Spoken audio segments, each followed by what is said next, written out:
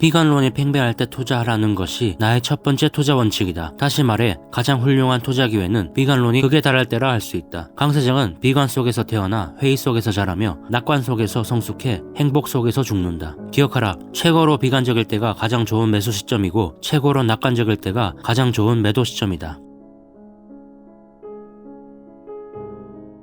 안녕하세요. 오늘 가져온 책은 존 템플턴의 가치 투자 전략입니다. 이 책은 존 템플턴의 증손녀인 로렌 템플턴이 집필해 2009년에 출판한 책입니다. 2008년 존 템플턴은 세상을 떠났지만 자신의 바겐헌팅 투자 방법을 가장 잘 설명했다고 추천한 책입니다. 1912년 미국의 테네시주에서 태어나 1937년 월가에 처음 발을 디딘 후 1954년 템플턴 그로스 펀드를 출범시켰습니다. 비관론이 팽배할 때 투자하라는 것은 존 템플턴의 첫 번째 투자 원칙입니다. 보통 사람들은 전망이 가장 밝을 때 투자를 하지만 증시에서 투자 대상을 선정할 때는 그 반대로 해야 성공할 수 있다고 그는 말합니다. 그 원칙대로 2차 세계대전 이후 일본에 투자했고 1997년 외환위기에 빠져있던 한국 시장에도 투자를 했습니다. 1장 위대한 바겐헌터의 탄생. 존 템플턴은 어릴 때부터 검소하고 근면하며 호기심 많고 자신감이 넘치는 사람이었습니다. 그의 성격을 한마디로 말하면 언제나 낙천적이었죠. 이와 같은 존 템플턴의 성향은 10대와 20대 초반에 겪은 다양한 경험 때문이었습니다. 이 시기는 대공황의 시기와 일치하죠. 존 템플턴이 어렸을 때 아버지 하비 템플턴은 윈체스터에서 변호사로 일했습니다. 하비 템플턴은 농지가 경매되는 살벌한 과정을 2층 사무실에서 직접 보았죠. 그는 적당한 낙찰자가 없을 때에는 광장으로 내려가 직접 입찰에 참여하기도 했습니다. 보통 이럴 경우에는 아주 적은 돈으로 매입할 수 있었죠. 어린 시절부터 이런 모습을 본 존 템플턴은 가장 비관적일 때 매수하라는 자기 평생의 투자 원칙을 세울 수 있었을 겁니다. 투자자로서 존 템플턴이 사용했던 방식은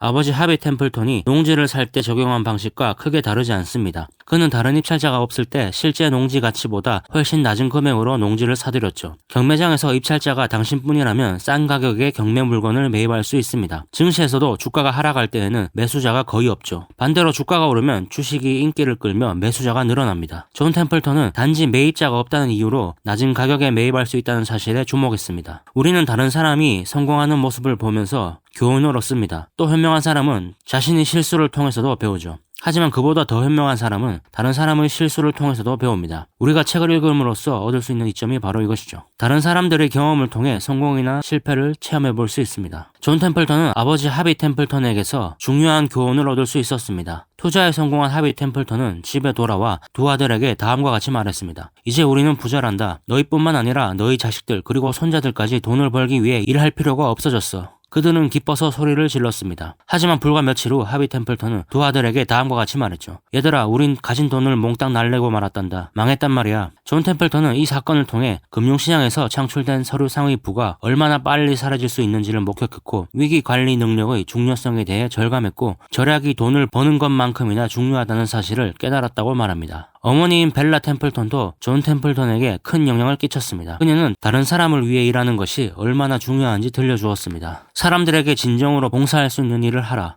그것이 성공이다. 존과 그 형은 어린 시절 부모에게 벌 받은 적이 없었고 안 된다는 말을 들은 적도 없었다고 합니다. 그 때문에 어떤 문제에 대해서도 할 수 있다는 태도를 보였죠. 항상 전 과목에서 A 학점을 받던 존 템플턴은 예일 대학교 입학을 떼어놓은 당상이라고 생각했습니다. 하지만 그가 다니던 윈체스터 고등학교에서는 예일 대학교 입학의 필수 과목인 수학을 가르치지 않았죠. 존은 교장 선생님을 찾아가 수학을 가르쳐 달라고 했지만 교장 선생님은 교사도 학생도 없다고 했죠. 그러자 존은 자신이 학생들을 가르치겠다고 말했습니다. 얼마 후 존은 8명의 학생을 모아 수학을 가르쳤고 교장 선생님이 출제한 시험을 통과해 학점을 이수했죠. 존은 예일 대학교를 졸업한 뒤 옥스퍼드 대학교의 베일리얼 칼리지에서 장학금을 받고 공부를 마친 후 친구들과 35개국을 돌아볼 계획으로 세계 여행을 떠났습니다. 여행 기간 중 1936년의 베를린 올림픽을 보았고 서서히 고조되고 있는 나치의 힘을 목격했으며 유럽 전 지역을 돌고 중동, 인도, 중국, 일본 등 아시아의 여러 나라들도 둘러보았죠. 그는 항상 자신이 여행한 나라의 역사, 관습을 공부했고 박물관을 둘러보았습니다. 덕분에 여행이 끝날 무렵 상당한 지적적 지식을 쌓을 수 있었다고 합니다. 이런 여행이 그를 위대한 투자자로 만들어줬다 해도 과언이 아니라고 저자는 말합니다. 존 템플턴이 펀드를 시작할 때만 해도 해외 주식에 관심을 가지는 미국 투자자는 없었기 때문입니다. 세계를 둘러보고 경험을 쌓은 존은 이런 근시안적 사고방식을 편견이라고 주장했고 이런 편견 덕분에 존 템플턴의 펀드가 큰 성적을 올릴 수 있었다고 말했습니다. 그에게는 뉴욕에서 200달러짜리 침대 겸용 소파를 $5에 사는 것과 해외에서 저렴한 주식을 사는 것이 별반 다를 바가 없었던 거죠. 중요한 것은 해외 주식에 투자하려는 사람이 거의 없었던 20세기 초 존 템플턴은 벌써 외국 기업에 투자했다는 사실입니다. 해외 시장에 대한 폭넓은 지식이 있었기 때문에 편견 없이 투자할 수 있었겠죠. 결혼 직후 뉴욕으로 이사를 간 존 템플턴은 그의 아내 주디스와의 생활에서도 완전히 박인헌터로 살았습니다. 대공황을 완전히 벗어나지 못한 상태여서 경매를 통해 값싼 물건들을 구매할 수 있었죠. 그들은 현금 5,000달러를 주고 집을 매입했으며 5년 후 17,000달러를 받고 팔았습니다. 존 템플턴은 이자를 내는 사람이 아니라 이자를 받는 사람이 되기 위해 모든 것을 현금으로 지불하는 원칙을 지켰습니다. 그는 결코 무언가를 사기 위해 대출을 받지 않았고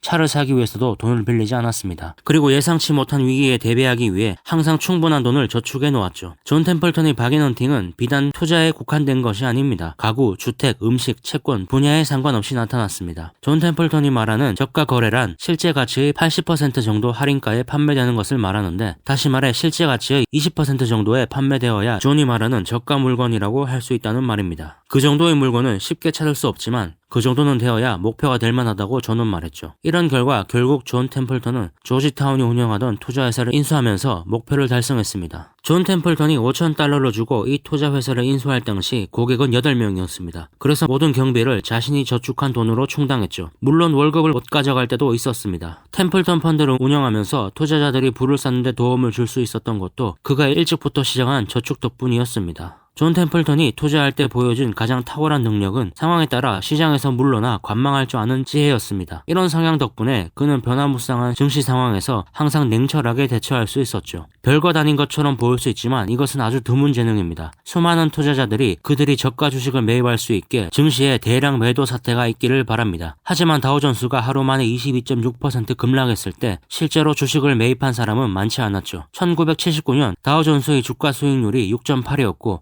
수년간 그 수준이 지속되었지만 저가 매수를 기다리던 사람들은 무엇을 하고 있었을까요? 이런 현상을 보면 아무도 구매할 의사가 없는 주식을 다수의 투자자가 매수하는 것은 현실적으로 불가능하다는 사실을 알려줍니다. 투자자들은 항상 존 템플턴에게 전망이 좋은 주식이 어떤 것이냐고 묻습니다. 하지만 이것은 잘못된 질문이라고 존은 말합니다. 가장 바람직한 질문은 가장 전망이 좋지 않은 주식이 무엇이냐라고 묻는 거라고 하죠. 이 개념을 실제로 적용하려면, 즉 전망이 좋지 않은 주식을 매수하려면 다수의 투자자들이 하는 행동을 따라해서는 안 됩니다. 다수의 투자자들이란 전망이 가장 좋은 주식을 사기 위해 몰리는 매수자들을 말합니다. 우리는 그들과 반대로 전망이 좋지 않은 것에 집중해야 합니다. 물론 전망이 좋은 것을 피해가는 것은 우리가 살아가는 방식과 반대되는 행동, 즉 직관에 반하는 행동이므로 쉽지 않습니다. 우리는 전망이 가장 밝은 분야에서 직업을 갖고 날씨가 가장 좋은 날 외출을 합니다. 하지만 투자에서는 그렇게 하면 성공 가능성이 줄어든다고 저는 말합니다. 오히려 그 반대의 길을 걸어야 성공의 가능성이 높아진다고 하죠. 즉 잠재력이 있지만 현재 전망이 좋지 않은 주식에 투자를 해야 성공할 수 있습니다. 존 템플턴은 다른 펀드 매니저들처럼 초기에는 뉴욕에서 펀드를 관리했습니다. 하지만 1968년 바하마로 회사를 옮긴 후 얼마 되지 않아 뮤추얼 펀드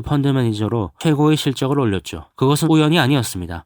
월스트리트에서는 제약이 많아 소신대로 행동하기 힘들었지만 바하마의 수도 나소로 자리를 옮긴 다음부터는 자신의 투자 원칙에 따라 행동할 수 있었고 실적이 크게 향상되었죠. 워렌 버핏이 오마하에 살면서 성공적으로 투자 활동을 하고 있다는 사실을 아는 사람이라면 존의 의도를 알 수 있을 겁니다. 존 템플턴은 8살에 처음 포커를 배웠습니다. 예일대학교 2학년에 올라갈 무렵 대공황으로 나라가 어려웠을 때 존의 아버지 하비는 생활이 어려워 1달러도 지원할 수 없다고 선언했죠. 그리고 그는 포커 게임을 시작했습니다. 존은 그렇게 교육비의 25% 정도를 벌었다고 하죠. 나머지 75%는 아르바이트나 장학금으로 해결했습니다. 존이 포커 게임에서 실력을 발휘했다는 사실은 투자 맥락에서 짚고 넘어갈 필요가 있습니다. 누군가를 성공적인 투자자로 만드는데 정말 필요한 것은 무엇보다 어리석은 행동을 하지 않는 능력입니다. 잘 생각해보면 포커에서 전략과 투자에서 전략이 비슷하다는 사실을 알 수 있습니다. 둘 다 어떤 행동 뒤에 숨겨진 동기나 원인을 파악할 줄 알아야 합니다. 예를 들어 항상 같은 친구들과 포커를 하는데 그중 한 명이 패가 센 것처럼 허세를 부리는 블러핑을 하는 습관이 있다고 가정해보죠. 이 친구가 허세를 부린다는 사실을 알고 있다면 그가 판돈을 키울 때까지 기다렸다가 적절한 순간에 콜을 외치면 됩니다. 어떤 주식이 수익에 비해 지나치게 높은 가격에 거래되고 있다면 블러핑을 한 친구가 그랬듯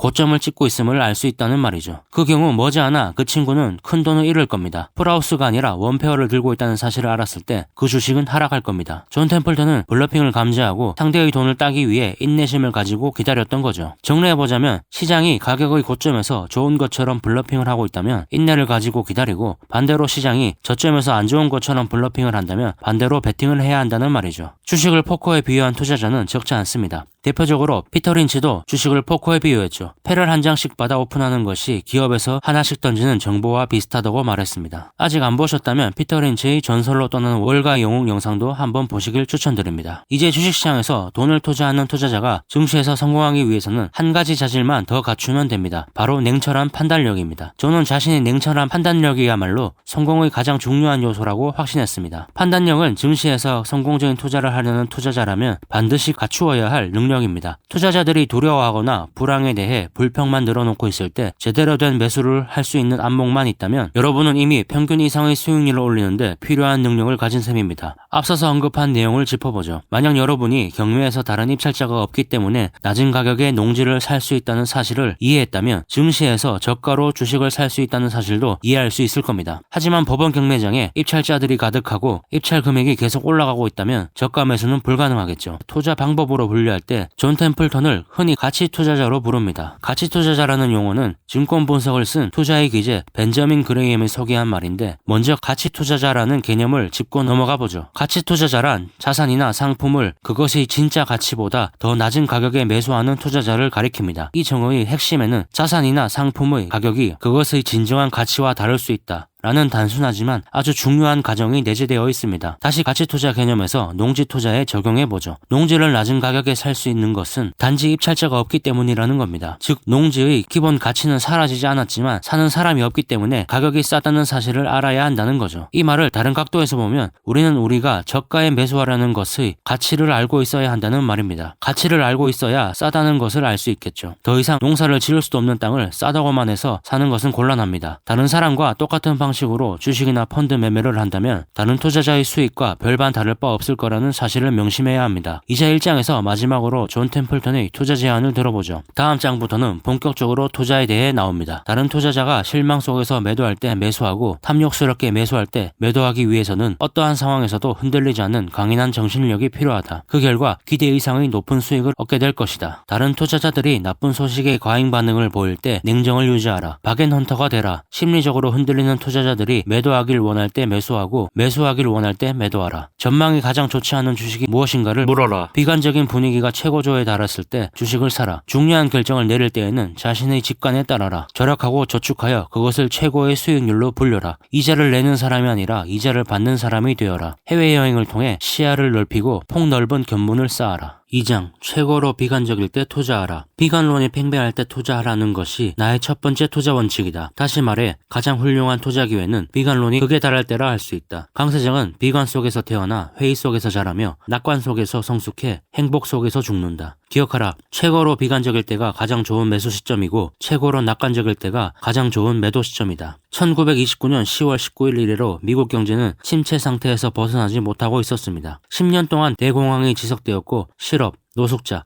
그리고 기아 문제 등으로 투자 심리가 크게 위축된 상황이었죠. 게다가 유럽에서는 전운마저 감돌았습니다. 한마디로 이후 10년간의 미국 경제를 바라보는 시각은 매우 부정적이었죠. 이 모든 것이 미국 증시에 영향을 미치고 있었고 때문에 주가는 등락을 되풀이하며 매우 불안한 모습을 보였습니다. 1930년대 증시 모습에서 우리가 주목할 것은 주가가 등락을 반복했다는 점입니다. 대공황 이후 주가의 등락은 어쩌면 당연한 것으로 받아들여질 수도 있지만 여기서 다음과 같은 의문을 가질 수 있습니다. 과연 기업의 실질 가치도 주가와 같이 등락을 반복하는 것인가? 대답은 그렇지 않다입니다. 자산의 거품에 대해 생각할 때 반드시 알아야 하는 것은 매수자가 낙관 속에 매집할 때 자산의 시장 가치는 지나치게 상승하고 매도자가 비관 속에 매도할 때 지나치게 하락한다는 사실입니다. 우리가 이때 주목해야 할 것은 주가가 기업의 가치와 관계없이 움직인다는 점입니다. 다음 그림에서 보는 바와 같이 실선으로 표시된 기업의 가치는 계속해서 상승하고 있죠. 이 기업은 꾸준히 더 많은 제품을 생산해 해마다 더 많은 돈을 벌어들이지만 이유가 무엇이든 간에 주가는 등락을 되풀이합니다. 증시에서는 투자자가 기업의 실제 가치의 등락과는 상관없이 소유하고 있는 기업의 주식을 매도할 수 있다는 사실을 기억해야 합니다. 때때로 그들은 기업의 가치는 고려하지 않고 단지 증시에서 다른 투자자가 주식을 매도하기 때문에 덩달아 소유하고 있는 주식을 팝니다. 심지어는 다른 투자자가 매수하고 있기 때문에 주식을 사기도 하죠. 존 템플턴은 가격이 오르는 이유는 현재 가격이 오르고 있기 때문이다 라고 말한 적이 있습니다. 주가가 기업의 실제 가치를 항상 정확하게 반영하지 않으며 단지 다른 사람들이 사기 때문에 사는 사람들도 많다는 말입니다. 가치 투자의 핵심은 기업의 가치보다 더 적은 돈을 주고 주식을 매수하는 겁니다. 이 전략은 주식, 부동산, 예술품, 그리고 우표 등 품목에 상관없이 모든 투자 영역에 적용될 수 있습니다. 어떤 경우가 되었든 자산의 실제 가치와 시장 가격 사이에 존재하는 차이를 찾아내는 것이 중요합니다. 가치보다 낮은 금액에 구입하는 것이 핵심이죠. 이런 일을 성공적으로 수행한다면 바겐헌터 클럽에 가입할 수 있을 거라고 저자는 말합니다. 존 템플턴은 1937년 자신이 투자회사를 차리게 된 계기가 일찍부터 주가와 그 주식의 실제 가치가 크게 다를 수 있다는 사실을 간파했기 때문이라고 말했습니다. 물론 주가와 기업의 가치가 다르다는 것은 일반적인 통념이지만 경험 많은 투자자나 전문가, 방송에 나오는 사람들조차 종종 기업과 주식을 혼동하곤 합니다. 바겐헌터라면 주가가 기업의 가치보다 현저하게 낮은지 아닌지에 대해 스스로 평가에 의존해야 합니다. 그것이 망망대해를 떠도는 배를 지켜주는 유일한 등대이자 나침반이죠. 숫자는 거짓말을 하지 않습니다. 주가를 주당 매출액과 주당 수익,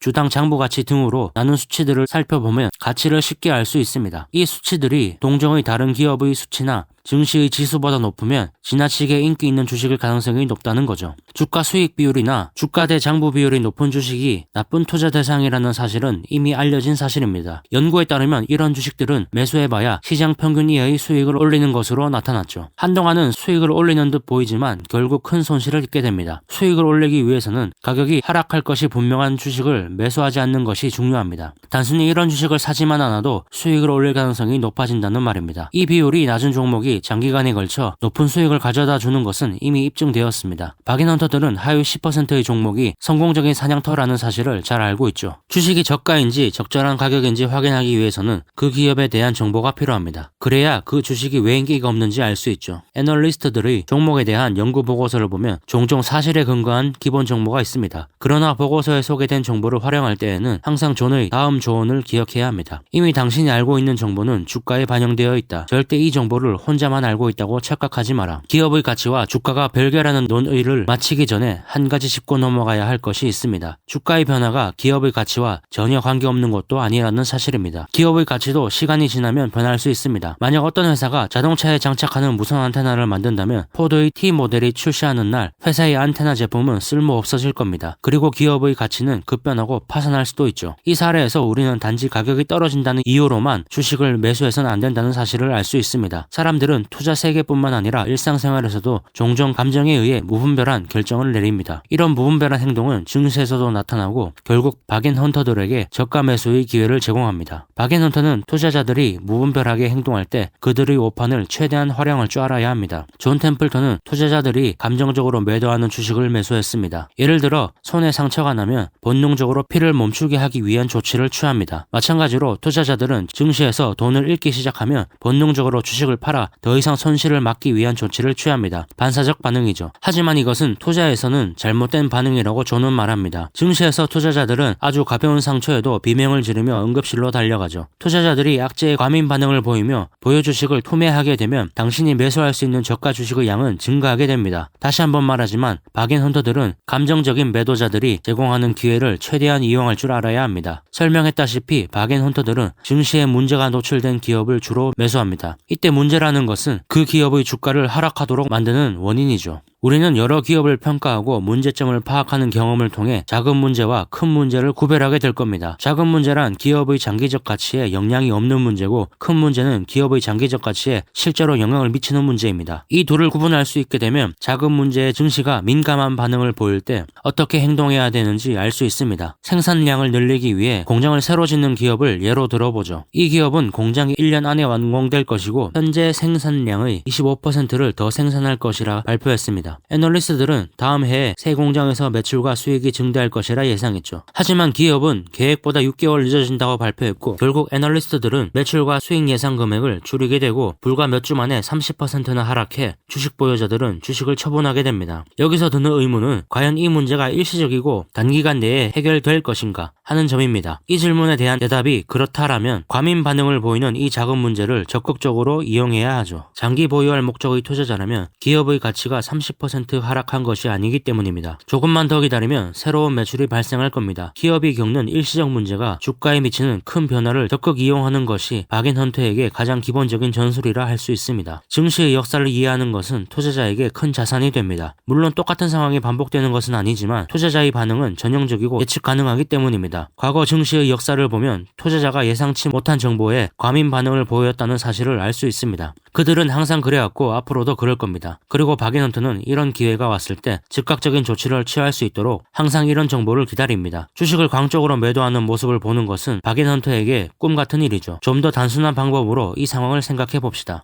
예를 들어 수년 동안 당신이 동네에서 레모네이드를 판매해 왔다고 가정해 보죠. 하지만 당신은 이제 레모네이드 장사에 회의적이게 되었고 다른 사업을 구상하고 있습니다. 물론 더운 여름에 레모네이드 장사는 높은 수익을 올릴 겁니다. 여름이 끝나면 $200 정도의 매출을 올리죠. 그래서 매점과 레모네이드 재료를 친구에게 팔기로 했습니다. 친구는 $100를 제시했죠. 당신은 좀 더 높은 가격을 받기 위해 단골들이 있다는 사실을 알려주고 이번 주 토요일에 매점을 운영하는 모습을 보여주기로 했습니다. 한편 이런 매점의 거래를 자랑하고자 당신의 친구는 학교에서 자랑을 했죠. 그리고 토요일이 되었고 친구들이 나타났습니다. 그런데 곧이어 9명의 다른 친구들이 따라 나왔습니다. 그때 다른 한 친구가 $110를 제시합니다. 그러자 다른 친구는 $120를, 또 다른 여자애는 $125를 제시하죠. 마지막으로 다른 친구는 $150를 제안했습니다. 당신은 좀 놀라긴 했지만 잘 됐다는 생각을 하며 거래를 마치려고 했습니다. 그런데 이상한 일이 발생합니다. 빗방울이 떨어지기 시작한 것이죠. 그러자 $150를 제안한 친구가 집으로 갔고 $125를 제안한 여자애도 불평을 하며 집으로 가버렸습니다. 남은 친구들은 다음과 같은 말을 쓰곤 됩니다. 지금 간 여자애 말이야. 우리보다 공부를 잘하는 애잖아. 분명 우리가 모르는 사실을 알고 있을 거야. 그 애가 떠났으니 매장을 매입하는 건 좋지 않은 생각이야. 그렇게 친구들은 모두 떠났고 원래 $100에 매입하기로 한 당신의 친구마저 차라리 우산 사업을 해야겠다며 사라졌죠. 그때 우비를 입고 이 모습을 지켜보던 한 소년이 다가옵니다. 당신은 어떻게 우비를 미리 입고 왔는지 궁금했지만 우비 소년이 먼저 말을 겁니다. 우연히 레모네이드 매점을 판다는 이야기를 듣고 보러 왔어. 그런데 모두 떠나고 살 사람이 없나 보군. 아직도 팔 생각이 있다면 내가 살 수 있는데 $50에 살게. 당신은 어이없어 하며 재료값만 해도 $50라고 반문했지만 소년은 당신을 바라보며 여기에 남은 사람은 나뿐인 것 같은데 $50라면 충분하다고 생각해 라고 말합니다. 당신은 팔기를 원하는데 살 사람이 소년뿐이니 어쩔 수 없이 팔기로 하죠. 당신은 소년에게 집에 돈을 가지러 다녀오겠냐고 물었지만 소년은 주머니에서 $50를 꺼냅니다. 거래는 성사되었고 먼저 사라진 친구들은 우비 소년을 보고 바보라고 놀렸습니다. 이 이야기는 증시에서 반복되는 전형적인 사례를 보여줍니다. 가장 주목해야 할 점은 소수의 사람만이 이성적이고 논리적으로 행동한다는 사실입니다. 훌륭한 박앤헌터라면 그 주식을 매수하는 게 옳은지 다수의 투자자들에게 확인받을 필요가 없습니다. 인기 없는 주식을 매수하기 위해서는 독립적으로 생각하고 자신의 판단에 따라 행동해야 하죠. 존 같은 사람은 이런 능력을 타고났지만 보통 사람은 노력을 해야 한다고 저자는 말합니다. 마지막으로 레모네이드 매점 사례에서 기억할 중요한 점은 앞으로 닥칠 상황을 미리 예측하는 능력을 개발해야 한다는 점입니다. 토요일에 비가 올 것이라는 것은 누구나 예상할 수 있는 일상적인 사건이었습니다. 모든 사업에는 문제가 있죠. 중요한 것은 비가 조금 내리다 말 것인지 아니면 홍수가 되어 피해를 입힐지 알아야 합니다. 따라서 주식을 매입하기 전에 반드시 해당 기업에 대해 철저히 연구해야 하죠. 정확한 사전 정보가 있어야 감정 개입을 차단할 수 있습니다. 이런 사전 조사 자료들이야말로 나쁜 상황이 일시적인지 지속적인 것인지 판단할 수 있는 근거가 됩니다. 다시 이야기로 돌아가보죠. 싼 가격에 레모네이드 매점을 매입한 소녀는 다음 토요일 아침부터 장사 준비를 합니다. 그날은 일주일 전보다 날씨가 좋았죠. 주위를 둘러보니 우산을 팔러 다니던 친구들이 서로 싸우고 있습니다. 레모네이드 매점 앞에는 바로 10명 정도가 줄을 섭니다. 그러자 싸우던 친구 중 한 명이 매점을 $100에 넘기라고 말을 겁니다. 이어서 다른 친구는 $120를 제시하죠. 결국 소녀는 $200에 매점을 매도했습니다. 일주일 만에 4배의 수익을 얻은 거죠. 그렇다면 과연 매점의 가치는 일주일 만에 4배로 증가했을까요? 물론 아닙니다. 변한 것은 매점의 가치를 보는 투자자의 견해입니다. 다시 말해 바뀐 것은 날씨 같은 투자 환경이며 그로 인해 투자자의 견해가 부정에서 긍정으로 바뀐 것 뿐입니다. 이 사례를 통해 우리는 투자자의 견해가 자산 가치를 결정하는 중요한 요소라는 사실을 알 수 있습니다. 성공적인 박앤헌터가 되고자 한다면 투자자의 견해를 이용할 줄 알아야 합니다. 그렇게 하기 위한 방법은 비가 올 때 주식을 사고 해가 뜰 때 파는 겁니다. 추가로 이 이야기에서 저자가 말한 것, 즉 투자 환경과 투자자의 견해 외에 다른 것들도 한번 보겠습니다. 우선 소년이 미리 우비와 돈 $50를 챙겨왔다는 사실에 주목해야 합니다. 사전에 자료를 수집함으로써 비가 온다는 사실을 알았겠죠. 그래서 돈을 챙겨갔던 겁니다. 다른 관점에서 한번 보죠. 만약 레모네이드 매점의 매각 사실을 알고 당일 비가 올 것이라는 사실도 알았는데 $50가 없었다면 아무 소용없겠죠. 시장이 폭락하거나 악재가 터져 기업의 주가가 빠졌을 때 돈이 없다면 곤란합니다. 존 템플턴이 말한 저축의 중요성을 다시 한번 상기시켜줍니다. 좀 더 투자 관점에서 말하면 현금 보유량이 되겠네요. 일정한 현금은 중요합니다. 다른 사례를 보기 위해 1939년으로 가보죠. 유럽의 전쟁 때문에 주가는 12개월 동안 49%나 폭락했습니다. 투자자들은 미국이 대공황 상태로 되돌아가고 있고 나치가 유럽에서 자유와 문명을 파괴할 것이라고 생각했죠. 한마디로 투자자들의 견해가 부정적이었습니다. 때문에 사람들은 주식을 투매했죠. 하지만 존은 다른 결론을 내렸습니다. 먼저 독일 지도자의 만행을 잘 알고 있었기에 미국도 결국 전쟁에 휘말릴 것이라 예측했습니다. 그리고 미국이 개입하면 군수물자로 기업들이 바빠지게 되고 장사가 잘 안되던 기업들도 혜택을 받을 것이라 생각한 거죠. 이런 생각의 근거는 미국의 남북전쟁과 1차 세계대전 같은 사건 때에 군수물자에 대한 수요가 증가하는 모습을 보였기 때문입니다. 이런 근거에 따라 존은 전쟁으로 경제가 회생할 것이라고 전망했습니다. 존 템플턴은 경제가 호전될 것이라는 믿음 아래 주식을 매수한 다음 때가 오기만을 기다렸습니다. 그리고 그는 오히려 사업이 잘 안되는 기업에 집중했죠. 전쟁은 모든 기업에게 혜택을 줄 것이고 그러면 기존의 사업이 잘 안되어 주가가 낮던 기업의 주가 상승이 더 높을 것으로 예상했기 때문입니다. 그래서 오히려 적자에 허덕이고 있는 기업을 매수했죠. 여기서 주목해야 할 다른 교훈이 있습니다. 존이 여러 종목을 매수했다는 사실입니다. 존은 확률에 대해 잘 알고 있었습니다. 분산했다는 것은 존의 투자가 항상 성공적이었던 것만은 아니라는 사실을 간접적으로 알려줍니다. 존은 104개의 종목을 매수했고 이 중 37개는 이미 파산 상태였죠. 그러나 나중에 언급하겠지만 존이 말한 분산의 의미는 조금씩 변했습니다. 펀드를 관리하는 동안은 수백 주를 소유해야 한다고 말했다가 어떤 때에는 10주 이상을 소유하지 말라고 말하기도 했습니다. 어쨌든 존은 분산을 통해 위험을 최소화할 수 있다고 조언했죠. 첨언하자면 분산이 수익을 줄일 확률이 있고 집중 투자가 수익을 증가시킬 확률이 있지만 분산은 확실하게 위험을 줄여준다는 사실입니다. 존의 타이밍은 완벽했습니다. 예상대로 2차 세계대전은 미국이 참전했으며 군수물자의 수요는 급증했습니다. 존이 투자한 주식 중 4개의 종목만이 수익이 없었죠. 존이 투자한 철도회사 미주리 퍼시픽 레일로드의 주가는 3,900% 상승했습니다. 여기서 또 한 가지 중요한 점은 존은 반드시 동종의 다른 기업과 비교를 했다는 사실입니다. 미주리 퍼시픽 레일로드는 전쟁으로 인해 유일하게 혜택을 받는 철도회사가 아니었습니다. 50년 동안 적자를 내지 않은 노픽 앤 웨스턴 레일웨이가 있었죠. 하지만 존은 퍼시픽 레일로드를 선택했습니다. 노픽 앤 웨스턴 레일웨이는 이미 큰 수익을 올리고 있어 주가가 상대적으로 저렴하지 않았고 또 전쟁으로 수익을 올리는 기업의 매기는 고율의 세금에 적용되었기 때문이죠. 반대로 미주리 퍼시픽 레일로드는 손실을 내고 있었기에 주가는 더 저렴했고 세금도 피해갈 수 있었습니다. 한마디로 전쟁의 혜택을 더 많이 받은 겁니다. 여기서 말하고자 하는 내용이 언제나 열악한 회사의 주식을 사야 한다는 것은 아닙니다. 투자를 할 때 항상 동종업계의 다른 기업과 비교를 해서 더 나은 것이 무엇인지 찾아야 한다는 말이죠. 투자에는 융통성이 필요합니다. 반드시 우량한 종목이 좋은 것은 아닙니다. 또 반드시 열악한 종목이 좋은 것도 아니죠. 마지막으로 이 장에서 언급된 교훈을 되짚어 보겠습니다. 첫째, TV에 나오는 전문 투자자들은 증시 변동성에 부정적으로 말하지만 변동성이야말로 주식을 저렴하게 매입할 수 있는 기회를 제공해주는 가장 중요한 요소입니다. 둘째, 증시의 부정적인 시각이 팽배하고 기업의 가치와 주가가 많이 다르면 박인선태에게는 절호의 기회입니다. 당신에게 기업에 대한 사전조사와 미래에 대한 확신이 있다면 그 주식을 그냥 두어선 안 됩니다. 마지막으로 박앤헌터로서 잠재 수익은 시장을 얼마나 비관적으로 바라보느냐에 따라 결정됩니다. 전망이 나쁠수록 수익률은 올라가죠. 최고로 비관적일 때 투자하라는 이유가 바로 이것입니다. 하워드 막스도 말했었죠. 비관론과 공포로 시장의 전망이 나빠져 투자자들이 주식을 던지는 상황이 심해질수록 에너지가 쌓이고 그 에너지는 그 자체로 시계추를 반대 방향으로 움직이는 원동력이 된다. 즉 비관론이 심해질수록 잠재 수익률이 올라간다는 말이죠. 하워드 막스의 사이클 이론과 존 템플턴이 제시하는 비관에 투자하라는 철학은 놀라울 정도로 비슷합니다. 막스는 투자와 마켓 사이클 법칙에서 더욱 자세하게 비관과 낙관론의 사이클을 소개하며 여기에서 우리가 어떻게 행동해야 하는 것이 옳은지를 알려줍니다. 안 보셨다면 한번 보시는 것을 추천합니다.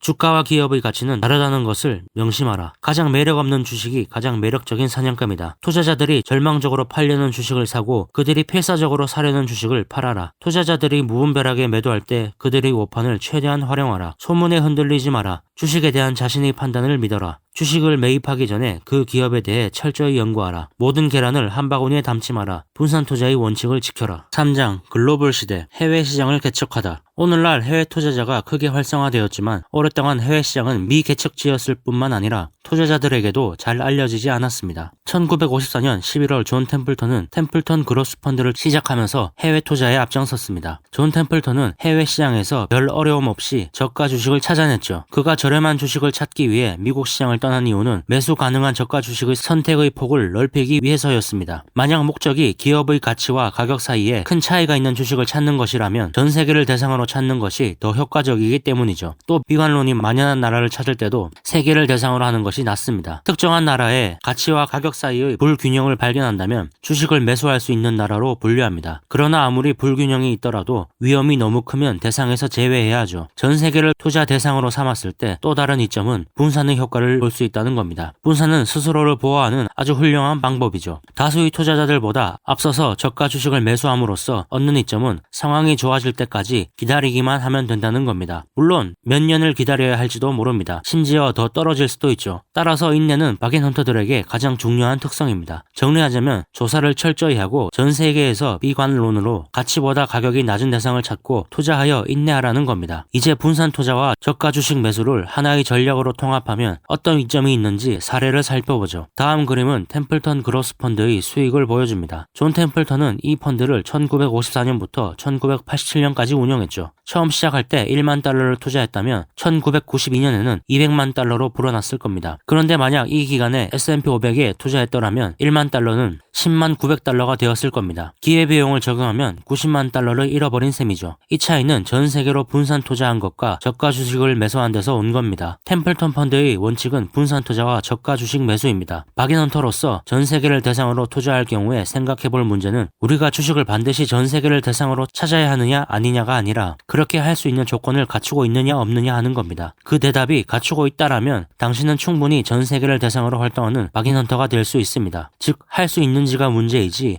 해야 하는지가 문제가 아니라는 겁니다. 결론적으로 할 수 있다면 무조건 전 세계를 대상으로 투자해야 한다는 말이죠. 1970년대에는 여러 가지 악재들이 많아 투자자들에게는 참으로 어려운 시기였습니다. 다음 그래프는 이 기간의 미국 증시 상황을 보여주는데 여기서 다음과 같은 의문이 듭니다. 수익을 올리기 위해서는 주가가 반드시 올라야만 하는가? 이에 대한 대답은 그렇지 않다입니다. 예를 들어 1980년대 초 존 템플턴이 미국 내 우량 주식에 투자했을 때에는 수익률이 장기 투자 평균 수익의 반 이하로 떨어졌을 때였습니다. 이런 상황에서 당신은 원하는 저가 주식을 찾아 매집하기만 하면 됩니다. 당신이 생각하는 기업의 가치보다 절반 이하의 가격으로 매매되는 주식을 전부 매수하고자 하면 일본의 주식이 포함될 수도 있겠죠. 그러면 이때 일본 주식은 저렴하다라고 말할 수 있습니다. 우리는 이것을 상향식 분석, 바텀업 분석이라고 부르죠. 투자를 고려할 때 증시의 기본이 되는 기업 분석에서부터 시작하는 것을 바텀업 분석이라고 말합니다. 반대되는 개념이 한 나라의 거시경제를 보고 투자 판단을 하는 탑다운 방식이죠. 많은 사람들이 존 템플턴은 나라와 나라의 거시경제를 비교하여 투자 결정을 내리는 탑다운 방식의 투자자라고 생각하지만 사실은 그렇지 않습니다. 즉, 박앤헌터들은 투자국을 선택할 때 GDP나 고용 전망 같은 분석이 아니라 그 나라에 저렴한 주식이 많은지부터 조사해야 한다는 말입니다. 주식시장을 올바르게 판단하려면 증시의 지수가 아니라 매집하고자 하는 개별 기업을 조사해야 합니다. 이런 분석에 의해 투자하다 보면 S&P 500과 같은 지수가 당신의 실적과 무관하다는 사실을 알게 될 거라고 저자는 말합니다. 매수한 저가 주식의 가격은 오르지만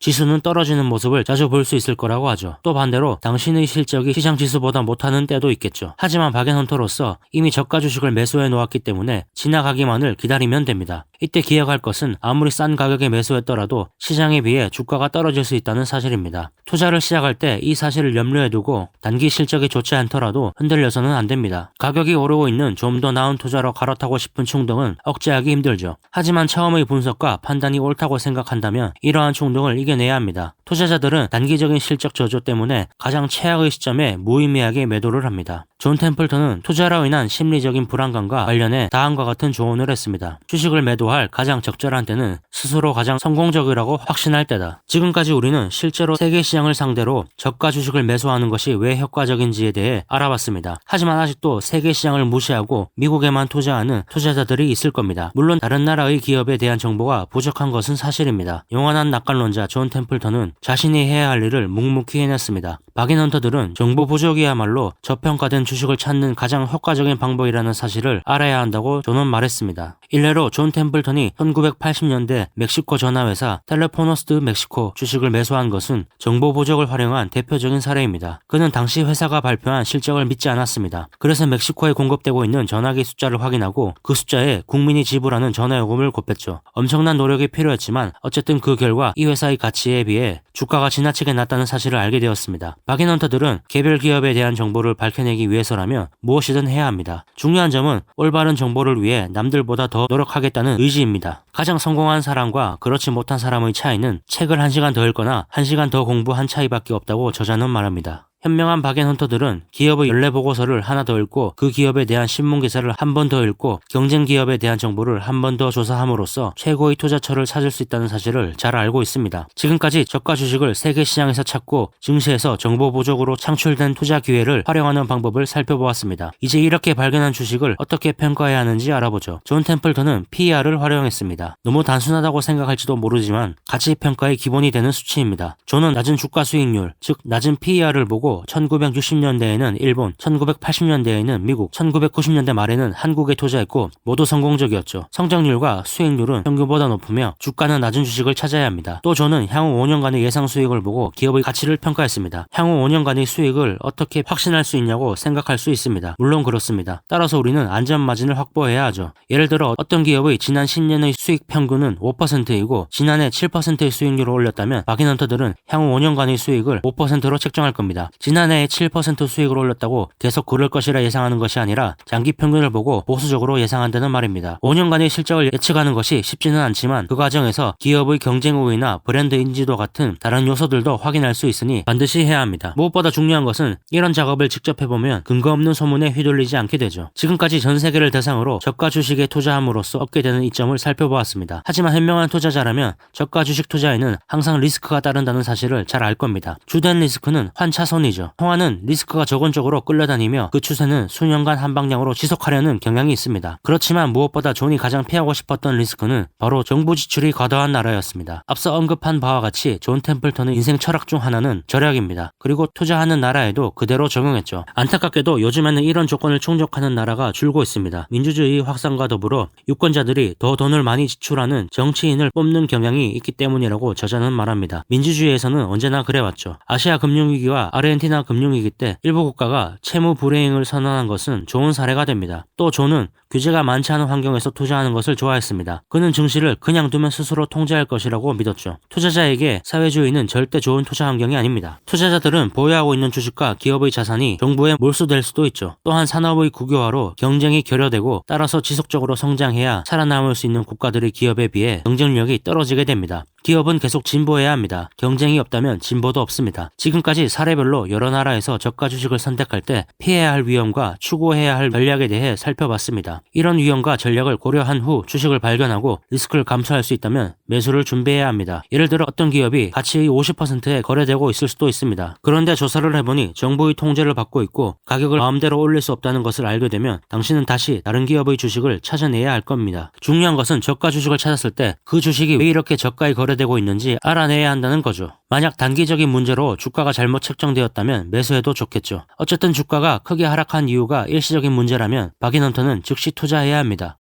저가 주식 보유량을 늘리기 위해 전 세계를 찾아다녀라. 해외 주식 투자를 통해 분산 투자의 이점을 극대화하라. 인내심은 박인헌터가 가져야 할 중요한 덕목이다. 투자국을 선별할 때 먼저 개별 기업에 대해 철저히 조사하라. 주식을 매도할 가장 적절한 때는 스스로 가장 성공적이라고 확신할 때다. 정보 부족으로 방치된 주식을 찾아라. 주가 수익률로 현재 주식의 가치를 평가하라. 과다한 부채가 있는 나라에 투자하는 것은 피하라. 4장 떠오르는 태양을 가장 먼저 발견하라. 존 템플턴은 1981년 인터뷰를 하면서 일본에 대해 다음과 같이 언급했습니다. 일본을 방문하여 그들을 보며 마음이 흐뭇해진다. 그들은 좋은 제품을 생산하는 것과 자신이 몸담고 있는 기업을 자랑스럽게 생각하고 토요일에도 일을 합니다. 앞으로 일본은 미국보다 2배 후에는 빠르게 성장할 겁니다. 이때 이미 존은 일본 주식에 집중 투자하여 수익을 올리고 있을 때였습니다. 그는 1950년대와 1960년대 일본 기업들의 낮은 주가 수익률과 높은 성장률을 보고 일본의 대규모 투자를 시작했죠. 반면에 대다수 미국인들은 1980년대가 되어서야 일본이 세계 주요 강대국으로 부상하고 있다는 사실을 깨달았죠. 이런 상황에서 존이 제2차 세계대전이 끝난 직후인 1950년대부터 일본에 투자를 시작했다는 것은 놀라운 일입니다. 하지만 당시만 하더라도 대다수의 미국인은 일본을 임금이 낮고 싸구려 제품을 만드는 나라로만 인식했죠. 그로부터 6년 후인 1956년 일본은 싸구려 제품을 생산하는 나라라는 인식을 불식시키고 기술에 기반을 둔 정교한 기계 설비를 생산하는 나라로 점차 인식되어 갔습니다. 일본은 미국보다 2배 정도 빠르게 성장했습니다. 그럼에도 투자자들은 이 사실을 알아차리지 못한 거죠. 존 템플턴은 이 사실을 알고 있었습니다. 그는 50년대에는 해외 투자자들이 투자 자금을 일본 국외로 송금할 수 없다는 일본의 외환 규정 때문에 고객의 돈을 투자하지는 않았지만 자신의 돈은 투자를 했습니다. 그는 곧 일본이 시장을 개방하고 외환 자유화를 시행할 것이라 확신했죠. 그리고 60년대 초 존의 믿음은 그대로 이루어졌습니다. 당시 일본 경제는 평균 10% 성장했는데 그때 미국의 성장률은 4% 정도였습니다. 즉 일본은 미국보다 2.5배 빠르게 성장했습니다. 그런데 주식은 미국 주식보다 80% 정도 싸게 거래되고 있었죠. 이것은 외국 투자자들이 주가 변동성이 심하고 일본 증시에 관한 정보가 부족하다는 이유로 일본에 대한 투자를 기피했기 때문입니다. 그들은 이렇게 말했죠. 일본은 전쟁에도 졌고 저임금의 공장에서 싸구려 제품을 만드는데 왜 투자를 해야 하죠? 그러나 변동성이 높고 정보가 부족하다는 것은 존 템플턴이 원하는 저가 주식의 기본 요건이었습니다. 일본에 대한 이런 견해는 옳지 못했을 뿐만 아니라 무지의 소치였다고 존은 말합니다. 여기서 박인 헌터들이 알아야 할 것은 무지한 투자자들이 존재하지 않았다면 저가 주식이 많지 않았을 거라는 사실입니다. 모든 사람이 저렴한 주식이 있고 주가 상승 가능성이 높다는 사실을 안다면 저가 주식이란 존재하지 않았겠죠. 중요한 점은 투자자가 주식, 산업, 증시 그리고 자산 가치 등에 대해 부정적인 편견을 보일 수 있다는 사실입니다. 이런 부정적인 편견은 투자자가 저가 매수에 대한 생각을 아예 하지 못하도록 만들죠. 50년대에서 60년대의 일본 주식이 저평가된 이유는 다수의 투자자가 변화를 깨닫지 못했기 때문에 발생한 겁니다. 경제의 펀더멘탈은 쓰나미와 비슷합니다. 20년 동안 해일은 해저 깊은 곳에서 조용히 다가오고 있었죠. 대다수의 투자자가 무슨 일이 일어나고 있는지 알아챘을 땐 이미 해일이 해안을 강타한 후였습니다. 그 모습을 보고 투자를 하면 막차를 타게 됩니다. 하지만 아쉬워할 필요는 없습니다. 이런 쓰나미는 자주 발생하기 때문이죠. 50년대에는 일본, 80년대에 미국, 90년대 말에 한국이 그러했습니다. 중요한 것은 쓰나미를 감지하기 위해선, 다시 말해 소외된 저평가 주식을 찾기 위해선 해안에서 멀리 떨어진 바다에 나와 있어야 한다는 사실입니다. 다른 사람들처럼 한가롭게 휴식을 취하며 해변에서 해일을 기다려선 안 됩니다. 소외된 주식은 보유기간이 수년이 될 수도 있지만 참을성 있는 투자자에게 보답을 해줍니다. 소외주를 매수하는 것은 낚시를 하는 것과 비슷합니다. 물고기가 어디에 있는지 알고 어떤 미끼를 사용해야 하는지 잘 알고 있지만 언제 입질이 올지는 알 수 없죠. 입질이 올 때까지는 기다릴 수밖에 없습니다. 기업이 저평가되었다는 것을 잘 알고 있는 것과는 별개로 주가가 언제 올라갈지는 알 수 없다는 겁니다. 상황은 언제든지 바뀔 수 있습니다. 물고기가 언제 미끼를 물지 예측할 수 없는 것처럼 말이죠. 하지만 결국 그들은 물기 시작할 것이고 그런 모든 낚시꾼의 부러움을 살 겁니다. 도쿄증권거래소 주가지수는 1959년 12월 31일 80에서 1989년 12월 31일 2880일까지 36배 상승했습니다. 저는 80년대 말 고점을 찍기 전부터 대부분의 투자금을 회수했습니다. 일부 투자자들 중 높은 수익률을 올리기 위해 주식을 오랫동안 보유해야 한다고 주장하는 사람들이 있지만 경험 많은 박인 헌터들은 다른 시장에서 좀 더 싼 주식을 발견하면 빨리 팔아야 한다는 것을 알고 있습니다. 보유 주식을 좀 더 높은 수익을 창출할 수 있는 다른 저가의 주식으로 교환하는 것은 수익률을 높여주는 투자 방법입니다. 또 주식의 가격이 예상보다 올랐을 때까지 보유하는 것은 투자가 아니라 투기라고 저는 말합니다. 이런 게임을 해봤자 열이면 열 모두 지게 됩니다. 지금까지 우리는 1960년대 일본의 주가가 어떻게 잘못 책정되었는지에 대해 살펴보았습니다. 여기에 다른 포인트가 하나 더 있습니다. 나중에는 바뀌었지만 60년대에는 일본의 회계 원칙에 문제가 있었죠. 일본은 자회사의 실적을 모회사의 재무제표에 포함시키지 않는 것을 원칙으로 하고 있었습니다. 이는 잘못된 계산 방식입니다. 다시 말해 일본의 기업들에는 숨은 가치가 있었다는 겁니다. 이런 사실을 모르는 투자자들이 많았습니다. 여기서 언급하고자 하는 것은 충분한 정보가 없다고 투자하지 않는 것은 잘못이라는 사실입니다. 충분한 정보가 없다는 것은 존에겐 오히려 기회였죠. 물론 정보가 없는데 무턱대고 투자하라는 말이 아닙니다. 직접 정보를 수집해야 한다는 말입니다. 증시에는 크게 두 가지 유형의 투자자들이 있는데 하나는 가치 투자자이고 다른 하나는 성장 투자자입니다. 가치 투자자는 성숙 단계에 접어든 성장 속도가 느린 산업에 투자하는 사람들입니다. 이와는 반대로 성장 투자자는 새롭게 설립된 기업에 투자를 합니다. 만약 이런 분류법으로 존 템플턴을 분류하려 한다면 잘못된 생각이라고 저자는 말합니다. 존은 실질 가치보다 아주 저렴한 주식을 삽니다. 예를 들어 향후 10년 동안 두 자릿수의 성장을 보일 주식을 사고자 할 때 그 기업의 주식의 성장이 이미 주가에 반영되어 있으면 사지 않습니다. 성장주이든 가치주이든 그 주식의 가치와 가격 사이에 차이가 있어야만 주식을 매수한다는 거죠. 이제 사례를 통해 존이 어떻게 주식을 선택했는지 살펴보겠습니다. 이토요카도라는 대형 슈퍼마켓 체인은 당시 주가 수익률이 10이었습니다. 존은 비교 매수 방법으로 이 주식을 매수했죠. 비교 매수란 동종업계의 다른 주식과 비교를 하는 겁니다. 존은 이토요카도를 매수하기 위해 세이프웨이라는 주식과 비교를 했습니다. 이토요카도의 PER은 10이었고 예상 EPS 증가율은 30%였습니다. 반면 세이프웨이의 PER은 8이었고 예상 EPS 증가율은 15%였죠. PER은 세이프웨이가 더 낮았지만 성장률을 감안하면 이토요카도의 주가가 더 싸다는 것을 알 수 있습니다. 애널리스트들이 사용하는 주식 가치 분석 방법은 100가지가 넘습니다. 그중 비교 매수법은 저가 주식을 매수할 수 있는 최고의 전략이라고 존은 말합니다. 이런 비교 매수법은 주식을 언제 매도해야 하는가라는 질문에도 사용할 수 있습니다. 존 템플턴은 이 문제에 대해 가장 좋은 시점은 보유 주식을 대체할 수 있는 더 좋은 주식을 발견했을 때다 라고 말했습니다. 저가에 매수한 주식이 당신이 평가한 가치에 근접하면 대체할 다른 주식을 찾을 때라는 말이죠. 그리고 당신이 평가한 가치보다 아주 저렴한 주식을 발견하면 그 주식으로 바꾸면 됩니다. 하지만 너무 자주 바꾸어서는 안 된다는 사실을 명심하라고 존은 말합니다. 존은 50% 이상 저렴한 주식을 발견한 때에만 교체하라고 조언했죠. 보유하고 있는 주식이 더 오를 것이라는 환상에 빠져서는 안 됩니다. 최근의 주가 상승에 만족하여 여유를 부리는 것보다 조금이라도 저렴한 주식을 찾아다니는 것이 낫죠. 이것은 과거에 집착하기보다 미래에 초점을 맞추라는 뜻입니다. 존이 일본 증시가 붕괴되기 전에 일본에서 빠져나올 수 있었던 것도 저가 주식을 찾아다녔기 때문입니다. 이제는 모든 투자자들이 일본의 변화에 대해 알게 되었고 그 때문에 일본은 고평가 영역으로 들어갔습니다. 반면에 캐나다, 호주, 미국에는 저가 주식이 많았죠. 다시 말해 50년대 일본에서 처음 발견한 주가와 미래 가치 사이의 차이가 더 이상 일본에서는 찾아볼 수 없어졌다는 겁니다. 그로 인해 다른 시장이 더 매력적이게 된 거죠. 그렇지만 존은 일본 시장에서 빠져나온 뒤에도 일본 시장을 계속 주시했으며 문서화해 정리까지 했습니다. 세계 다른 시장에서 앞으로 나타날 수도 있는 버블 현상에 대비하기 위해서였죠.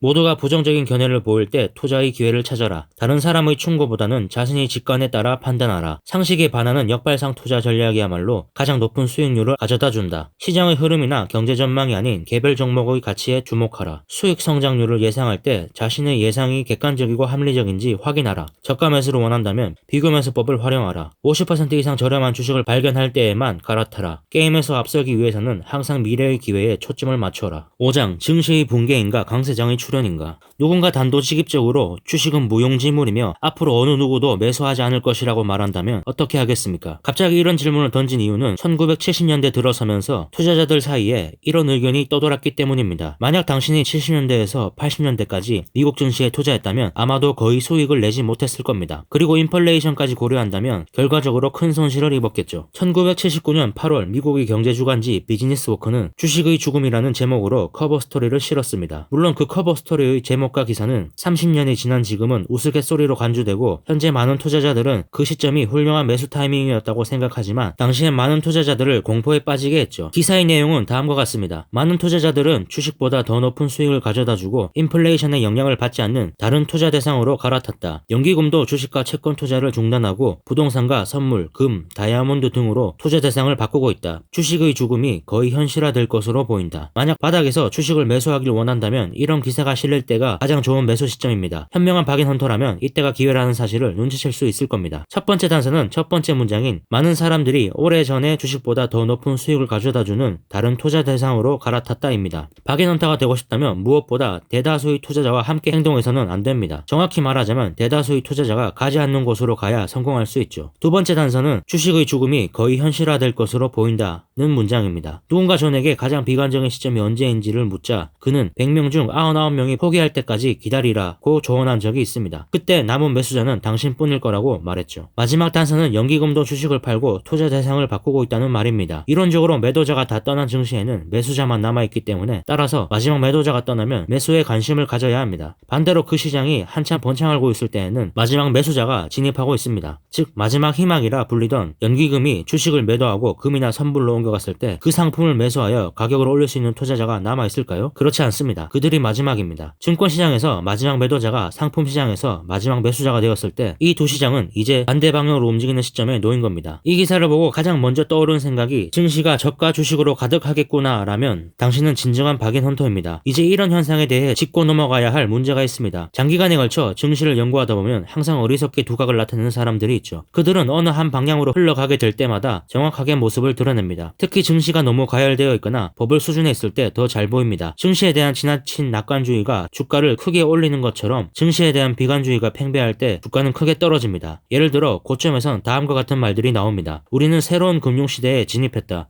과거의 규칙은 더 이상 적용되지 않는다. 와 같은 소리들이죠. 보통 그런 소문들은 한 자산에 대해 지나친 돈을 지불하는 것을 정당화하려는 시도로 볼 수 있습니다. 이런 소리와 같은 류의 말이 다음과 같은 말입니다. 금융시장의 변화에 적응하지 못하는 사람들만 주식에 얽매여 있다. 시장의 고점에서와는 반대로 저점에선 주식을 부정적으로 평가하는 소리들이 더 많이 나옵니다. 정리하자면 시장의 고점에서는 낙관 편향적인 의견들이 많이 들리고 시장의 저점에서는 비관 편향적인 의견들이 많이 들린다는 겁니다. 현명한 투자자들은 이런 편향적인 의견을 경계해야 하며 대중과는 반대로 움직이려 노력해야 합니다. 이런 편향적인 소문들은 잘못된 겁니다. 뒤에 남은 굼뜬 투자자들을 공략하려는 경향이 있기 때문이죠. 우리가 과거에 확실하게 경험할 수 있었던 비관적인 사례 중 하나는 1970년대의 막을 내리고 80년대가 시작하던 미국 증시입니다. 당시 존 템플턴은 자금의 60%를 미국에 투자했습니다. 인플레이션 때문에 주식의 가치가 형편없이 떨어져 있었기 때문이죠. 모든 사람들이 주식 투자를 꺼리고 있었던 시점이죠. 투자자들은 미국 증시에서 도망치듯 떠나갔습니다. 이런 상황에서 존은 왜 미국에 투자했을까요?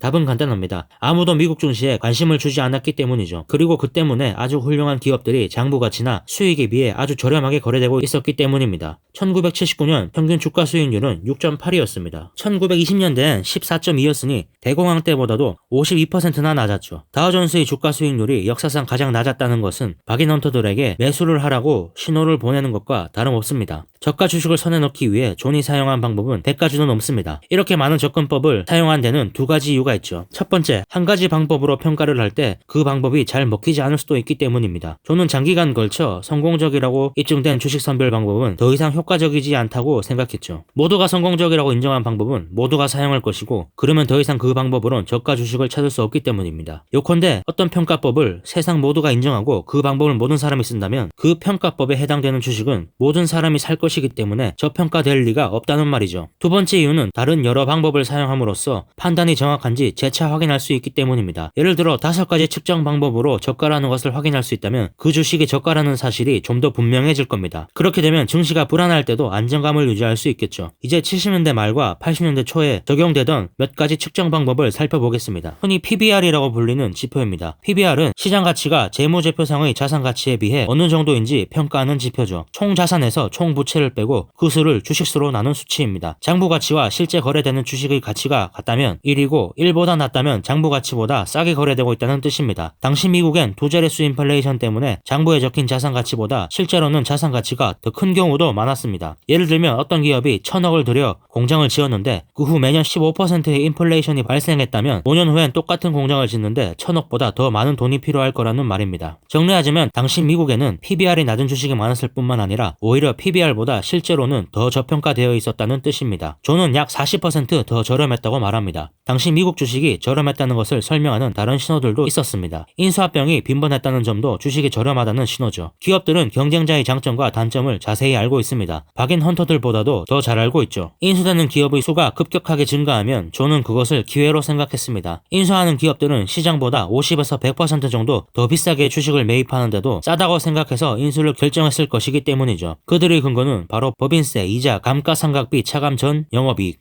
이라는 지표로 흔히 EBITDA라고 부르는 지표입니다. 기업들은 인수를 할 때 EBITDA를 주로 사용하죠. 예를 들어 경쟁사들의 EBITDA가 6배인데 어떤 기업의 EBITDA는 3배라면 싸다고 판단할 수 있다는 거죠. 또 기업들의 자사주 매입이 늘어나는 것도 주목해야 합니다. 주가가 저렴하기에 기업들은 자사주를 사는 겁니다. 자사주 소각은 주당 순이익, 즉 EPS를 증가시킵니다. 당시 존이 미국 시장을 싸다고 생각하게 한 마지막 단서는 많은 현금의 양입니다. 존은 당시 이렇게 말했습니다. 나는 과거의 어느 때보다 많은 현금을 가지고 있는 사람들을 보았다. 연기금은 6천억 달러를 보유하고 있었지만 향후 12년 동안 3조 달러로 늘어날 것이었다. 이 자금의 50%만 주식으로 흘러 들어와도 시장은 엄청나게 상승할 것이다. 존은 향후 10년 내에 다우지수가 3천에 이를 것이라 장담했습니다. 당시 다우존스 지수는 800 초반이었죠. 사람들은 존이 제정신이 아니라고 말했지만 존은 미국은 역사상 가장 저렴하다고 말했습니다. 그리고 그 예측은 정확했죠. 위 그래프에서 보이는 바와 같이 1991년 다우지수는 3천을 넘었습니다. 존이 지적했듯이 진정한 박인헌 헌터가 되고 싶다면 다른 투자자들이 외면하는 주식에 관심을 가지는 것이 중요합니다. 또 다들 희망이 없다고 판단하는 상황 속에서 확신을 가지고 버티는 정신력이 필요하죠. 만약 당신의 투자 방법이 근본적으로 기업의 가치에 기반을 두고 있으며 그 가치에 비해 가장 낮은 가격의 주식을 찾는 것이라면 주식의 죽음과 같은 기사가 주는 기회를 놓치지 말아야 합니다. 하지만 그렇지 않고 단지 시장 관측자, 언론 보도, 지인 등에게서 조언을 구한다면 전망이 좋지 않은 시점에서 그들은 분명 당신의 투자를 만류할 겁니다. 이와는 반대로 당신이 독립적으로 판단하고 여론보다는 숫자 같은 자료에 더 관심을 기울인다면 어떤 시장에서도 성공을 거둘 것이라고 저는 말합니다. 다시 말해 원래 가치에 비해 아주 저렴하게 거래되고 있는 주식을 발견하고 다른 모든 투자자들이 그 주식에 관심을 두지 않는다면 가장 비관적인 상황에 있다고 할 수 있으며 동시에 투자하기 가장 적절한 시점이라는 말입니다. 이번 장의 내용이 책의 핵심 내용이라 할 수 있습니다. 시장에 대한 비관론이 대세이면 주식 매수를 고려해야 합니다.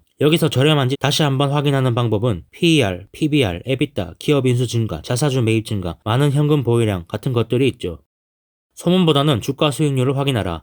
박인헌터는 재무 비율을 잘 해석할 줄 알아야 한다. 특정 기업에 대한 가장 좋은 정보는 그 기업의 경쟁업체가 가장 잘한다. 일관성을 유지하는 것은 가장 높은 수익률을 올리는 전략이다. 금융위기의 상황에서 자신의 포트폴리오를 평가하고 지켜라. 시장에 떠도는 예측에 의존하지 마라. 대부분 잘못된 것으로 판명되며 잦은 매매를 부추길 뿐이다. 독립적으로 판단하고 여론보다는 숫자에 관심을 기울여라. 6장 주식시장 그 광기의 역사. 영어에서 가장 비싼 네 단어는 This time is different, 이번엔 다르다입니다. 이 이야기는 아버지와 내가 1990년 초 바하마에 있는 존 템플턴 할아버지를 방문하면서 시작됩니다. 여기서 나는 이 책의 저자이자 존 템플턴의 증손녀입니다. 로렌은 존 템플턴에게 질문을 던졌습니다. 할아버지 혹시 기술주를 사신 적이 있으세요? 존은 웃으며 말했습니다. 테네시주의 윈체스터에서 어린 시절을 보냈을 때 한 집 앞에 사람들이 모여 있었단다. 무슨 일인지 궁금해서 가보았지. 그때 한 남자가 문 밖으로 나와서 우리에게 기다리라는 손짓을 했지. 그가 집 안으로 들어가고 얼마 후 집안이 환해졌단다. 사람들은 박수를 쳤지. 그것은 전기였는데 전기가 세상을 바꾸었지만 전기 관련 주식이 나온 것은 훨씬 이전이었단다. 그날 존은 수세기 동안 발생한 금융시장의 버블에 대해 설명했습니다.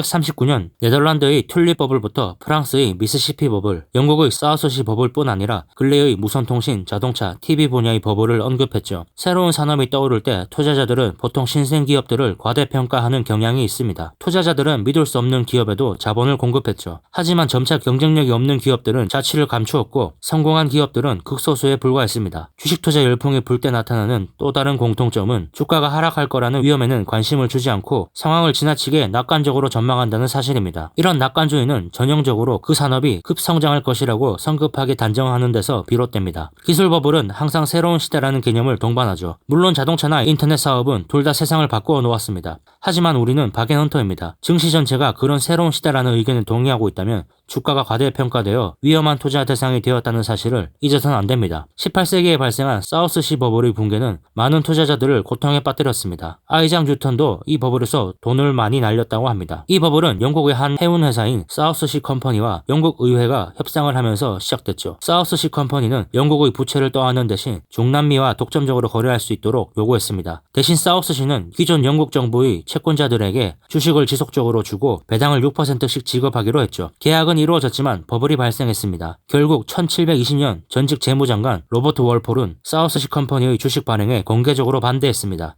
그는 다음과 같이 말했죠.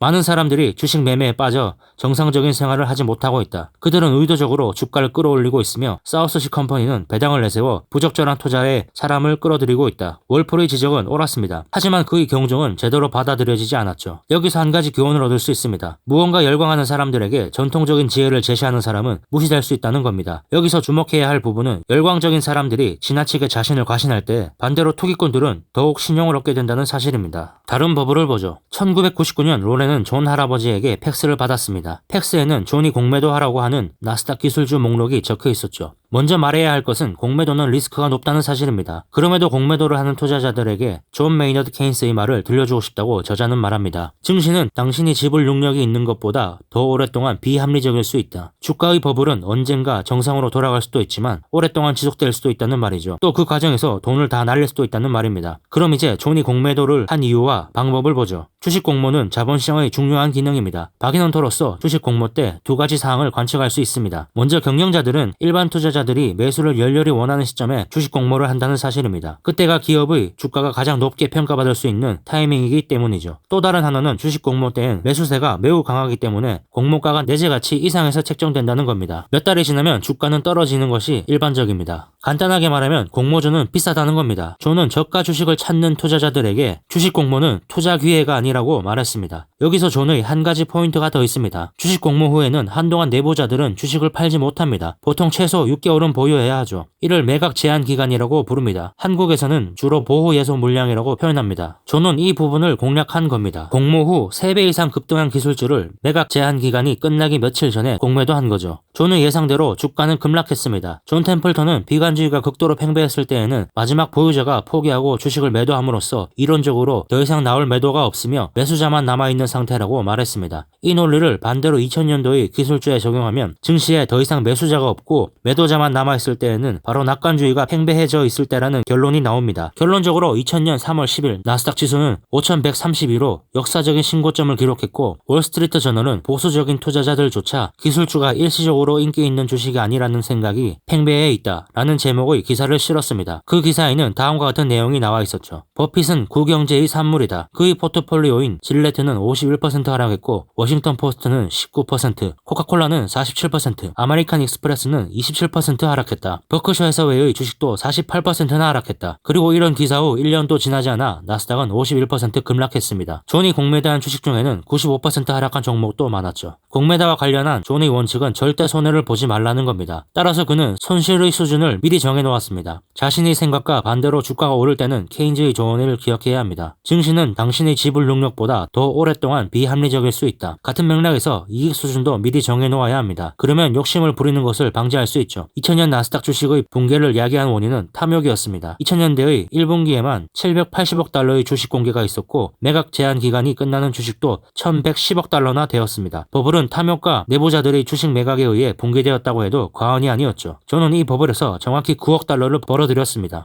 지나친 낙관론을 경계하라. 증시의 역사는 반복된다. 역사의 흐름을 읽어라. 주식 공모주, 위험한 파티에 쉽게 동참하지 마라. 스스로 공부하라. 그것이 어려우면 전문가의 도움을 받으라. 현명한 투자자는 항상 변화의 조짐을 찾으려 애쓰고 자신의 투자 자산을 안전하게 보호하기 위해 주의를 게을리하지 않는다. 주식 투자란 기업의 일부를 사들임으로써 그 기업의 재산을 공유하는 것이다. 사고 팔기를 반복하는 것이 투자가 아니다. 공매도했을 때 반드시 지켜야 할 원칙은 절대 손해보지 말라는 것이다. 7장 주식 언제 매수해야 하는가? 존 템플턴이 살아오면서 늘 반복적으로 언급했던 격언이 있습니다. 매수하기 가장 적절한 때는 바로 거리에 피가 낭자할 때다. 가장 좋은 매수 기회는 위기가 닥친 후 증시에 투매 현상이 있을 때라는 말입니다. 증시의 관점에서 볼 때 2001년 뉴욕에서 발생한 9.11 테러는 금융시장에서 지난 수세기 동안 발생했던 수십 건의 다른 사건들과 별반 다를 바가 없었습니다. 박인헌터는 주식의 내재 가치와 무관하게 투매될 때 거기에 엄청난 기회가 있다는 사실을 알고 있습니다. 매도자들이 두려워하는 위기의 정점에서 투자를 해야 큰 수익을 올릴 수 있죠. 경제 위기가 과대평가될수록 훨씬 더 큰 기회가 주어집니다. 그 전략의 핵심은 다음과 같습니다. 먼저 가격이 급락하거나 내재 가치보다 낮은 주식을 찾습니다. 아니면 잘못된 판단으로 주가가 급락하는 상황을 기다립니다. 장기적으로 문제가 없지만 일시적으로 어려워지는 상황을 찾는 겁니다. 그리고 박앤헌터는 전망이 좋을 때가 아니라 전망이 좋지 않을 때 매수해야 합니다. 모든 투자자들이 투매를 할 때까지 침착하게 기다릴 수만 있다면 저가 주식을 얻을 수 있는 기회가 생기죠. 이 사실만 안다면 당신이 경험이 많든 그렇지 않든 상관없습니다. 장기적인 투자 계획을 가지고 있다면 1987년과 같은 붕괴에 큰 수익을 올릴 수 있었을 겁니다. 스테디와 와이즈라는 두 사람의 사례를 보죠. 두 사람은 1987년 10월 주식 투자를 하기로 마음먹었습니다.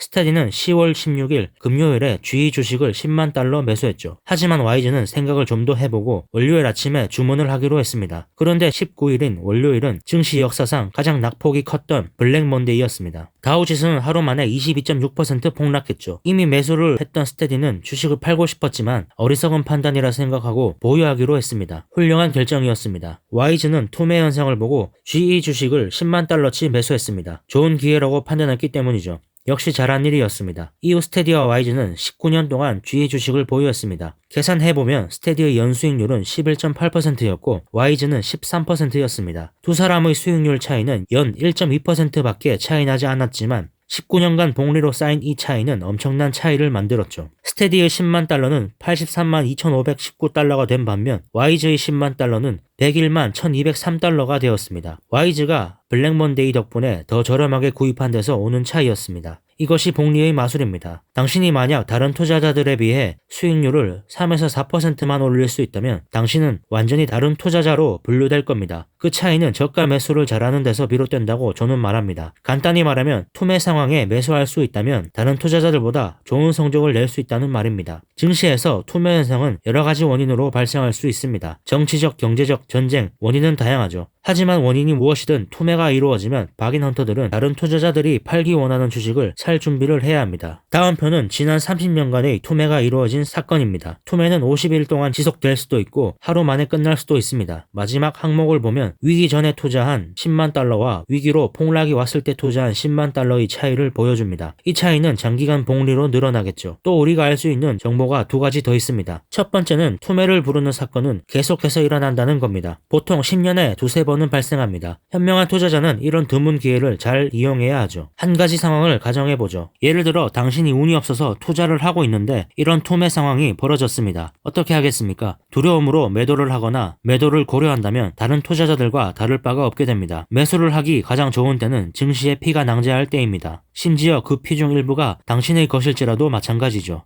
수익이 감소하고 손실이 증가하는 것을 보고만 있어서는 안 됩니다. 투자 손실을 입고 있고 증시 붕괴에 대한 언론 보도가 잇따르고 있을 때 우리는 정말로 증시가 붕괴할 것인지 자문해 봐야 합니다. 역사가 반복적으로 증명해왔듯이 증시는 절대 붕괴하지 않습니다. 언론인들은 그 문제를 부각시키고 확대할 뿐이죠. 1962년의 공황인 블루먼데이 때 언론들은 1929년의 대공황과 비슷하다고 말했습니다. 또 1989년의 투매 때는 1987년이 다시 온다는 기사를 실었죠. 언론은 언제나 투자자들의 두려움을 증폭시켜 왔습니다. 그러나 이런 상황은 박인헌터들에게는 기회입니다. 언론의 보도로 투자자들은 겁을 먹고 주식을 팔아 결론적으로 주가는 급락할 겁니다. 언론은 결국 저가 주식을 찾는 사람들을 도와주고 있는 셈입니다. 다수가 팔 때 사면 이점이 있음에도 불구하고 그렇게 하기 위해서는 용기가 필요합니다. 간단한 일이라고 생각할지 모르겠지만 다수와 다른 길로 가는 것은 쉬운 일이 아니죠. 다수와 함께 행동하는 게 훨씬 쉽습니다. 하지만 다수와 함께 행동하는 것은 그저 평범한 길을 가는 것일 뿐입니다. 역사적으로 훌륭한 지도자가 누구냐고 물으면 사람들은 위기를 잘 극복한 사람을 말합니다. 정치, 스포츠, 사업 등도 비슷하죠. 사람들은 어려운 시기에 그가 한 행동으로 그를 평가합니다. 투자 역시 마찬가지입니다. 위대한 투자자들은 강세장이 아니라 약세장에서 더 큰 수익을 올렸죠. 그러기 위해선 확신과 용기가 필요합니다. 투자자가 위기를 이겨내는 유일한 방법은 스스로의 능력을 믿고 자신의 행동이 옳다는 확신을 가지는 겁니다. 그래야지 주가 급락 사태가 있을 때 불안해하지 않고 매수할 수 있죠. 저는 매수 결정을 미리 내려놓았습니다. 예를 들어 어떤 훌륭한 기업의 가격이 내재 가치와 비슷한 상태라면 60달러로 떨어지면 매수하겠다는 결정을 미리 해놓는 겁니다. 증권사에 미리 지시해 놓을 수도 있죠. 매수를 결정하기 가장 적절한 때는 두뇌가 명상할 때입니다. 위기가 와서 주가가 급락하면 정확한 판단을 내리기 어려워질 수도 있기 때문이죠. 여기서 중요한 것은 주가가 하락했다고 무조건 사서도 안 된다는 겁니다. 고평가된 기업의 주가가 조금 하락했다고 저가 주식이라고 할 수는 없기 때문이죠. 즉 사전 분석을 잘 해놓아야지 진짜 위기가 왔을 때 사야 할 주식과 그렇지 않은 주식을 잘 고를 수 있다는 말입니다. 사전 분석을 할 때는 기업이 위기에 어떻게 운영될 것인지 알아봐야 합니다. 먼저 부채가 얼마나 많은지 확인해야 하죠. 여기에 존이 사용한 부채를 확인하는 몇 가지 방법을 소개하겠습니다. 먼저 부채 대 자기 자본 비율입니다. 부채 대 자기 자본 비율은 단기 부채 더하기 장기 부채 나누기 주주 자기 자본입니다. 벤저민 그레이엄이 사용한 방법으로 이 비율이 1보다 크면 투자를 하지 않죠. 두 번째는 순부채 대 자기 자본 비율입니다. 단기 부채 더하기 장기 부채 빼기 현금 나누기 주주의 자기 자본입니다. 이 공식은 첫 번째 공식과 비슷하지만 부채에서 현금을 빼는 것이 다릅니다. 에비타 보상률, 이자 비용, 세금,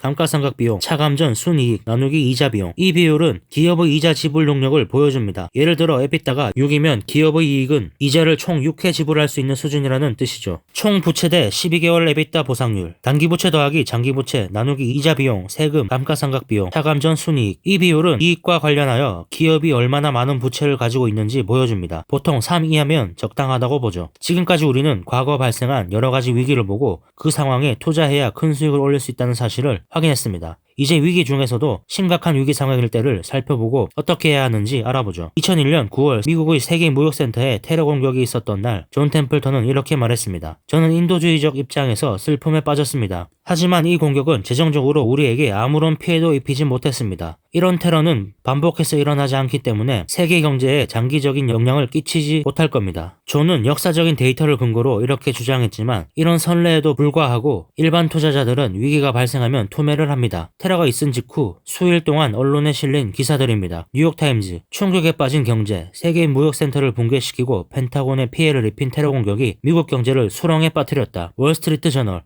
테러 공격으로 위기에 처한 경제, 테러로 세계 경제가 침체에 빠질 위험에 처했다. 미국에 대한 공격으로 흔들리는 아시아 경제, 미국에 대한 공격으로 흔들리는 유럽 경제, 이코노미스트, 숨죽인 경제, 미국에 대한 테러로 미국 자본주의의 상징이 붕괴되었다. 언급된 기사들의 제목과 내용을 보면 당시 언론들은 모두 최악의 경기 침체를 예상했습니다. 최초의 상황이었기 때문이죠. 물론 각각의 위기는 다소 다르게 보일 수 있습니다. 예를 들어 일본이 진주만을 공습한 날을 보면 역사적으로 그와 같은 사례가 없었죠.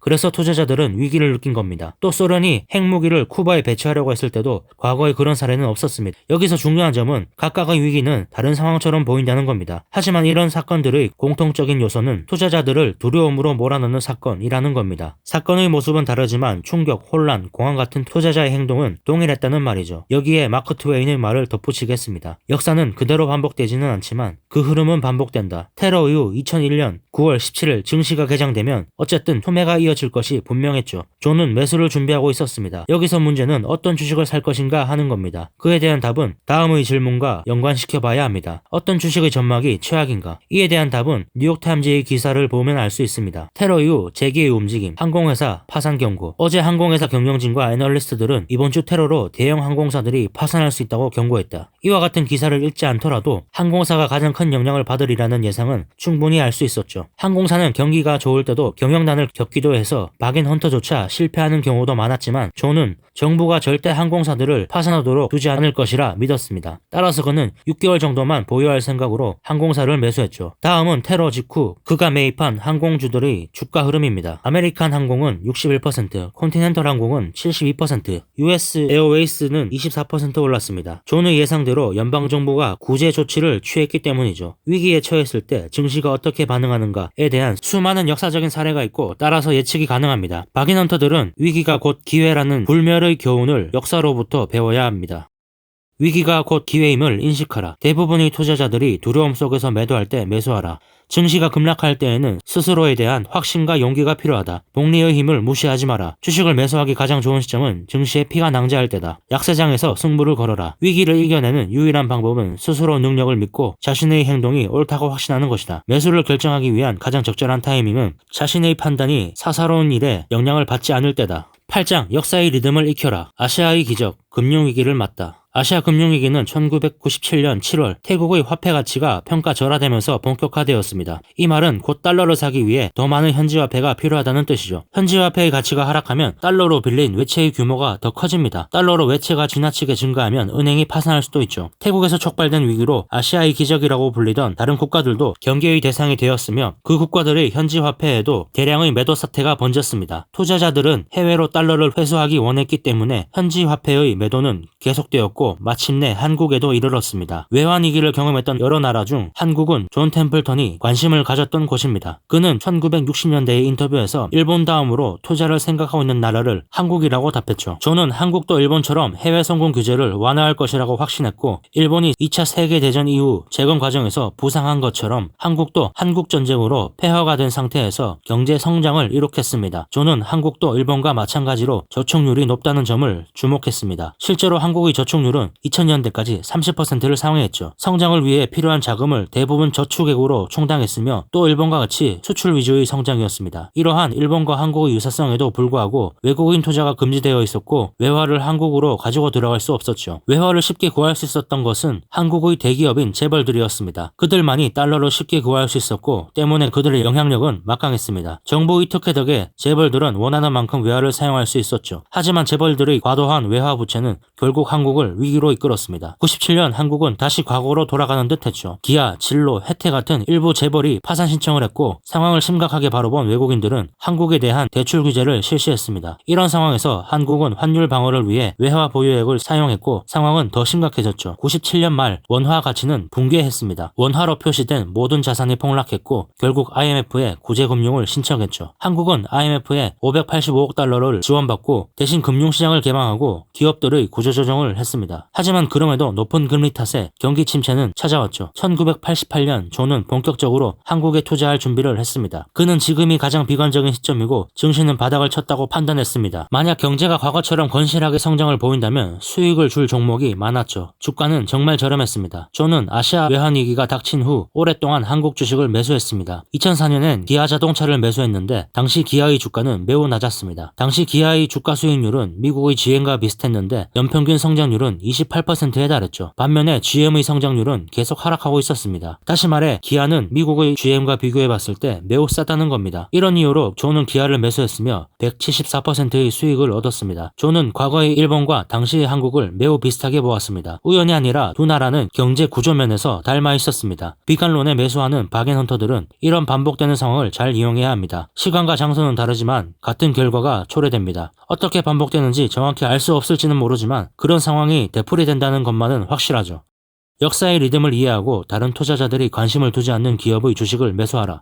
현 상황에 개의치 말고 장기적인 안목으로 투자 상황을 결정하라. 겸손한 마음이야말로 지혜를 얻는 첫 걸음이다. 증시가 극도로 비정상적일 때 비이성적인 견해를 이용해 투자하라. 9장 채권으로 수익을 올리는 비법. 채권 또 다른 투자 상품. 채권이란 채권 보유자에게 일정한 이자를 지급받을 권리와 일정한 기한까지 원금을 상환받을 권리가 주어져 있는 유가증권입니다. 예를 들면 $1000짜리 채권은 채권 1매에 $1000를 지불한다는 것을 의미합니다. 채무자는 채권을 팔고 그 돈을 사용하죠. 대신 채무자, 즉 돈을 빌린 자는 채권자, 즉 돈을 빌려준 사람에게 원금과 이자를 줄 것을 약속합니다. 채권 이자가 7%라고 가정해보죠. 그럼 $1000에 연간 $70의 이자가 생깁니다. 이자를 받으면서 기한까지 기다리면 원금도 받죠. 이것이 채권의 기본 개념입니다. 주식과 같이 채권도 시장에서 거래됩니다. 그래서 채권자들은 만기까지 꼭 보유할 필요는 없죠. 시장에서 팔아도 된다는 말입니다. 그리고 그 말은 박앤헌터들이 좀 더 싼 채권을 찾을 수 있다는 것을 의미합니다. 먼저 채권과 이자율은 반대 방향으로 움직입니다. 이자율이 오르면 채권 가격은 내려가고 이자율이 내리면 채권 가격은 올라가죠. 미 연준이 금리를 올리면 채권 가격이 하락한다는 말입니다. 존 템플턴의 근본 원칙은 보유한 주식보다 50% 더 저렴한 주식을 발견하면 보유 주식을 매도하라입니다. 존은 2000년대 초 나스닥이 3년 내에 50% 하락할 것으로 생각했죠. 그런데 그때 6.3%의 채권을 보유하고 있었다면 상대적으로 50%의 수익을 보는 셈이 됩니다. 다시 말해 2000년 당시 미국 증시에 투자하고 있었으면 50% 손실을 볼 가능성이 컸고 미 정부채에 투자했다면 6.3%의 수익을 올렸을 겁니다. 그리고 존의 예상대로 2000년 3월 인터넷 버블이 최고점에 달해 붕괴했습니다. 존은 미 연준이 개입해 금리를 낮출 것이라 판단했는데 그래야 돈을 구하기 쉬워지고 경제가 살아나기 때문입니다.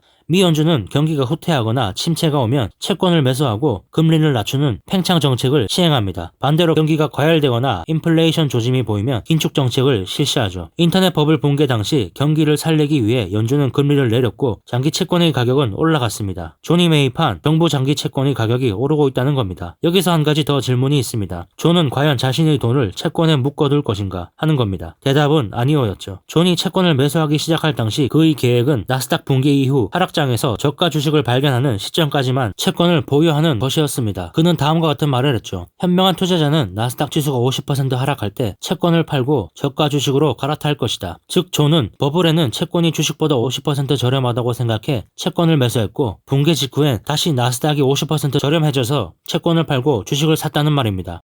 금융시장에서 가치 있는 상품을 지속적으로 찾아라. 경기가 장기 침체로 들어설 때는 채권에 투자하라. 박앤헌팅은 채권 투자에도 적용된다. 좀 더 싼 채권을 찾아라. 비교 분석법은 채권 투자에도 효과적이다. 하락장 속에서 저가 주식을 발견하는 시점까지만 채권을 보유하라. 나스닥 지수가 50% 하락할 때 채권을 팔고 저가 주식으로 갈아타라. 10장 신대륙 중국 시장을 공략하라. 오늘날 대부분의 금융계는 중국의 중요성을 당연하게 여기지만 1988년 존이 중국을 다음 세계 강국으로 말했을 때는 너무 앞서가는 생각이라고 여겨졌습니다. 하지만 존이 1960년대에 일본과 1990년대의 한국을 투자국으로 생각한 이후 이유를 안다면 중국 역시 그와 비슷하다는 사실을 알 수 있다고 저자는 말합니다. 당시에 세 나라는 모두 주가가 바닥이었고 그들 국가들은 멸망해서 재기할 수 있는 저력이 있다고 존은 확신했습니다. 중국의 경우엔 일본과 한국 같은 전쟁은 없었지만 마오쩌둥의 대약진 운동과 문화 대혁명 이 두 사건은 전쟁에 버금가는 결과를 초래했죠. 대약진 운동은 농업으로 번 돈으로 산업화를 하겠다는 말이었습니다. 그 결과 농지의 개인 소유권이 폐지되고 생산성이 하락했죠. 완전히 실패한 겁니다. 대략 3천만 명 정도가 기아로 사망했다고 하죠. 이후 문화 대혁명은 다시 한번 중국을 위기로 몰아넣었습니다. 마오쩌둥을 지지하는 학생단체인 홍위병은 막강한 권력을 가지고 있었습니다. 이 기간에 경제와 교육 시스템은 멈추었고 국고는 홍위병을 지원하는 데 사용되었습니다. 1977년 덩샤오핑이 복권 후 부자가 되는 것은 영광스러운 일이다 라고 말하며 마오쩌둥과는 다른 방식을 도입했습니다. 중국을 서방 세계에 개방하기 시작한 거죠. 1988년 존 템플턴이 중국을 향후 투자 대상국으로 언급할 때쯤 중국은 일본, 한국과 함께 세계에서 가장 높은 저축률을 보였습니다. 중국은 한국과 일본이 국가 재건 과정에서 목표로 삼았던 것처럼 수출 주도적인 성장을 목표했죠. 중국의 수출은 급속도로 성장했습니다. 중국은 자본주의와 사랑에 빠졌고 그들이 얻게 될 부에 심취해 있었다고 저는 말합니다. 또 수출품을 잘 살펴보면 섬유 같은 값싼 제품에서 산업기기 같은 고부가 가치 산업의 제품으로 바뀌고 있었죠. 존 템플턴은 향후 30년이 지나면 중국이 미국을 따라잡고 세계에서 가장 강력한 경제 대국이 될 것이라고 확신했습니다. 하지만 아직 중국에는 외국인 투자자들에 대한 규제가 많았죠. 중국은 전통적으로 외국인 투자를 꺼렸으며 자존심이 강하고 국수주의적인 성향이 강했습니다. 존은 중국에 대해 다음과 같이 말했습니다. 중국에 대해 가장 먼저 고려해야 할 점은 그들을 공산주의나 자본주의로 분류하는 것이 아니라 중국인으로 분류해야 한다는 것이다. 그들은 스스로 그렇게 생각한다. 2004년 9월 존은 중국 생명보험과 차이나 모바일을 선택했습니다. 둘 다 뉴욕 거래소의 예탁 증서 형태로 거래되고 있었기 때문에 위하나를 매수할 필요가 없었기 때문이죠. 존은 5년간의 주당 순이익을 계산해보고 두 회사를 매수했습니다. 결과적으로 두 주식 모두 크게 상승했습니다. 중요한 점은 향후 5년 또는 10년의 이익을 계산해봐야 한다는 사실입니다. 과열 경쟁은 기업 이익을 축소시킵니다. 경쟁 속에서 기업이 어떻게 이익률을 잘 지킬 것인지 확인해야 합니다. 기업이 경쟁 우위를 유지하고 있다면 두려울 게 없을 겁니다. 또 다른 중요한 질문 하나는 다른 사람이 그 사업을 쉽게 모방할 수 있냐는 겁니다. 만약 모방하기 쉽다면 이익률과 성장률에 부정적인 영향을 미칠 겁니다. 반대로 모방이 어렵다면 그 기업의 수익 흐름이 투자자에게 유리하게 작용할 겁니다. 존이 매수한 두 종목은 이런 기준에 부합했습니다. 투자자들이 존 템플턴에게 배울 수 있는 가장 중요한 교훈은 끊임없이 노력해야 한다는 겁니다. 존은 단기적인 수익이 아니라 먼 미래의 수익에 관심을 가져야 한다고 조언했죠. 마지막으로 중국과 관련해 꼭 짚고 넘어가야 할 부분이 있습니다. 그것은 존 템플턴이 중국의 고도 성장을 극찬하면서도 중국 시장에 무척 조심스럽게 접근했다는 사실이죠. 어떠한 상황에서도 저가 주식을 발견했을 때에만 투자를 해야 합니다. 이것이야말로 당신이 일반 투자자들보다 앞서 나갈 수 있는 유일한 방법이라고 존은 말합니다. 이제 우리는 성공적인 투자 결과를 만드는 유일한 방법이 다른 투자자들이 실망 속에 파는 것을 사고 다른 투자자들이 탐욕스럽게 사는 것을 파는 것임을 알게 되었습니다. 다수의 투자자들보다 더 나은 실적을 달성하기 원한다면 그들과 다르게 행동해야 한다. 존 템플턴.